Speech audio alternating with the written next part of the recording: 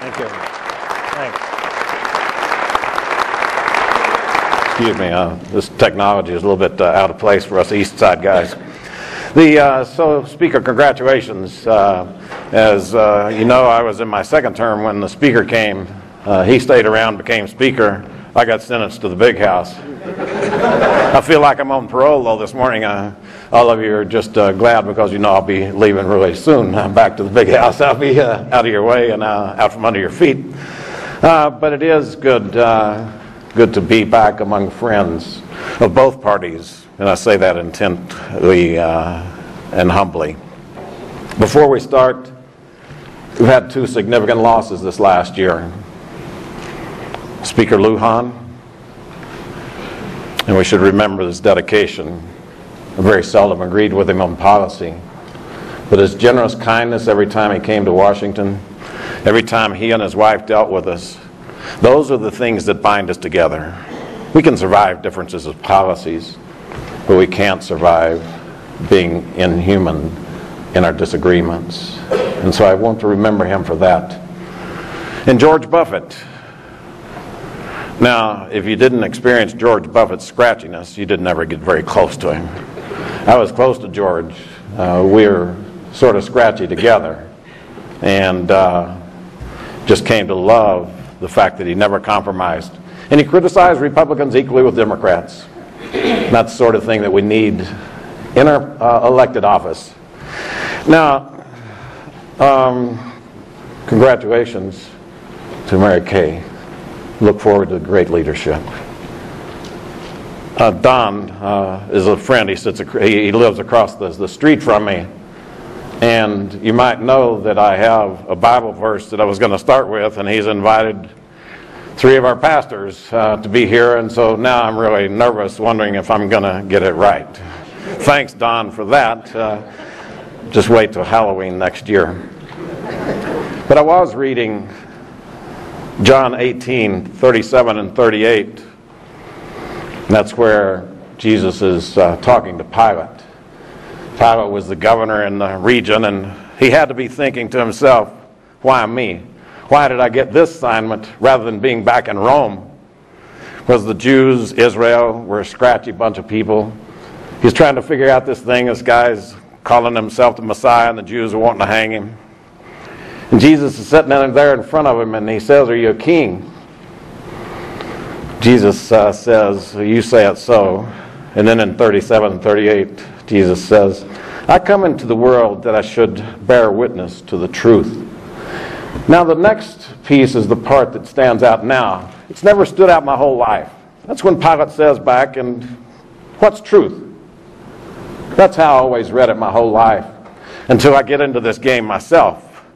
And now I realize that Pilate, a career politician, would have said it in a sneering, snarky way, what is truth?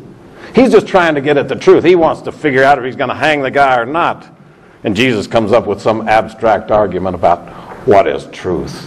What's truth, he says.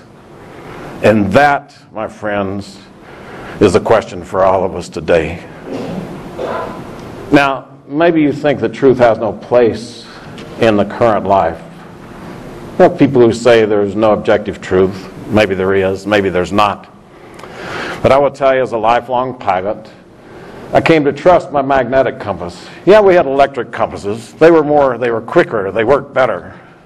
But magnetism, that doesn't go away. It doesn't fail in the middle of the night. But even before magnetic compasses, you had the North Star. You could track the sun in the daylight, but at night you needed a fixed point of reference, a truth. The truth of where is north. True north, the North Star. Now, I grew up in the 60s and started at New Mexico State University in 1965. I was there when the discussion started about drugs. I was there when it began in this country, because believe me, when I was in high school, drugs weren't a common thing. And on the college campuses we were debating, is marijuana a gateway drug? Very similar to the conversation going on among college students today. And I can tell you that the kids who arrived at one truth, saying that, no, it's not a problem, I can tell you from a 50-year distance, through the wasted lives, that it doesn't matter what the reports say. It doesn't matter what all the psychological studies say. I can tell you kids that lived with me who had more promise than me lost lives and still are alive today with emptiness where the brightness of their lives and their eyes should be. One of the saddest truths that I ever came up against, I went to Iraq in 2003. As soon as I was elected, I wanted to see our soldiers in Vietnam. No politician ever came and said a thing. And so I went, came back through Landstuhl, Germany, to see the wounded warriors. They assigned a woman from the embassy to us. German, American embassy, German, tall, sophisticated, slender, about 50. I'm not a very good conversationalist. You who know me well know that to be true. I'm very introverted. It's very difficult. So I'm flipping a coin in my mind. Do I ask her about her kids or do I ask her about the weather? The coin comes up, ask her about her kids. How are your children, ma'am? She stood to full height. I'm German. We don't have children. We Germans, we don't. And then she began to sag, and I see her drop down to about 30%, 40% of her stature. And she said, and we never asked the question. We, as Germans, never asked the question. She said, I worked my whole life for my parents. I paid taxes that they could retire early, and no one asked at my age, is it good that we don't have children? And she said, now I'm too old to have children, and I'm going to have to work into my aging years because we have no young people here. I am telling you, what is truth must be figured out by every generation, and we're being smacked with truth every day. You and I are trusted as leaders. Forget your Democrats or Republicans or independents. We are trusted with the people to come here and make decisions. And there are some truths that I would like to go over with you. They're my perspective of the truth. I bring numbers where you can write the numbers down, you can check them. But I see numbers that tell us that we are fiddling with people's lives in a very dramatic fashion. And we're called to more than that, my friends. The first thing that I want to bring up is this fiscal cliff. You know the elements of the fiscal cliff. They've been there, but we have automatic tax increases. They were going to occur, automatic spending cuts, and then the debt and the deficit. And then you heard that we passed a bill. We solved it. We saved ourselves from the fiscal cliff. And I'll ask you, is that truth? I think it's not truth. The most compelling piece of those three, the one that we fall at greatest risk from, is the debt and the deficit. The other two, they were circumstantial. We could make our way through them. But the debt and the deficit, what is the truth? Now, bring this chart here. It's kind of a rinky-dink chart. It's I grew up in Nadine. We were moving from Eunice to Hobbs and ran out of money 5 miles short, and so that's where I grew up. So things are simple out in Nadine. This budget here, the top figure, 3.5. That's how much we spend. 3.5. You see the next number underneath it, 2.4T. This is the latest year. That's how much we bring in. The T stands for trillion. The difference I do for us guys on the east side, minus 1.1, that does not work for your family. It doesn't work for the business that you're in. And it is not working for the U.S. government. Now, that's just a piece of it. That's the deficit. And what we do to arrive at the debt is we start all the way back in 1776 with every deficit all the way, 1776, 77, 78, all the way through to this. And we come up with a number that's 16.4 trillion. And you just do the math and see how much. We bring in 2.4, how long would it take to pay off the debt? 16.4 trillion. Now, I don't have it up here, but our economy is about 16 trillion. That's a 1-to-1 ratio. There should be alarm bells going off in everyone's head right now, 1-to-1. Ireland is 1-to-1. And we all recognize that Ireland is in the process of failing. They have even given up their control of their own currency to the European Union. And that's a sadness that we're in the equal status as Ireland. And yet you don't see this alarm and concern among us, the parties, among us, the decision makers. Now then again, coming from the oil background, you see our deficit running over into our debt barrel, but I have that green slime running over the side of the barrel because in the oil field occasionally barrels run over. What is that? That's debt also. And if you can't see it, that debt is about 202 trillion at the top side. Maybe it's only 100 trillion. Only 100 trillion. That's Social Security, Medicare, and Medicaid. But because the numbers are so large, both parties have agreed we should not talk about them. That we should just eliminate them from the debt calculation. So you talk to anybody in the nation, 16.4 is our debt. They don't acknowledge the 100 trillion we owe for Social Security, Medicare, and Medicaid. My friends, we are in very difficult straits. Any other truth, in my mind, leads people astray.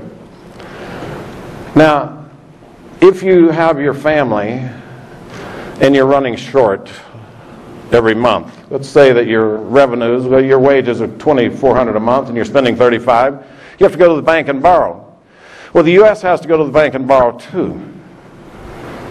But we need a larger banker. The problem is there are no banks large enough to lend $1 trillion. China, we borrow from countries. So we acknowledge, and when I ask in my town halls, where do we fund this deficit from? People say, oh, we borrow from China, and there's great alarm. It would be great alarm if we only borrowed from China. But China can't lend $1 trillion. Their economy is only $6 trillion, so they can't lend a T. They can't lend that. Where do we get that T from now? We'll tell you, quantitative easing. And you would ask what that is. It's basically the printing of money.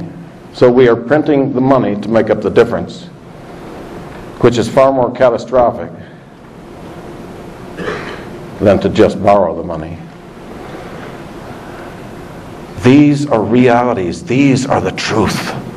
These are numbers that come from the CBO and the OMB. And both parties are playing games with them.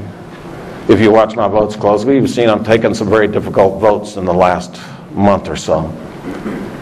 And when the Albuquerque Journal called, I tell them I cannot continue to explain to the people that we did something significant. Tax the wealthy? Let me show you what the tax... Well, the agreement that we came up with, again, I'm not picking on President Obama because our leadership did the same thing.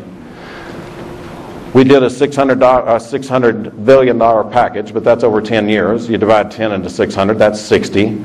So the 1.1 trillion now lowers to 1.04 trillion. That's not significant. We are called as leaders to do significant things. And without those significant things, we're going to continue to print money. You all have seen the pictures of Germany post-World War II. The dollar bills or the German marks in the wheelbarrow to buy bread. Not as well known, Zimbabwe, one of the most stable African countries in past history, about 5 years ago began to do the same thing that we're doing. The latest iteration, they printed a $100 trillion note because their money is so worthless, a $100 trillion note in Zimbabwe. And Argentina had inflation of 1,500% a couple of years ago. Just interviewed a young lady in Washington yesterday. She spent 4 years in Argentina. I said, what does it look like? She said, I said, with the inflation.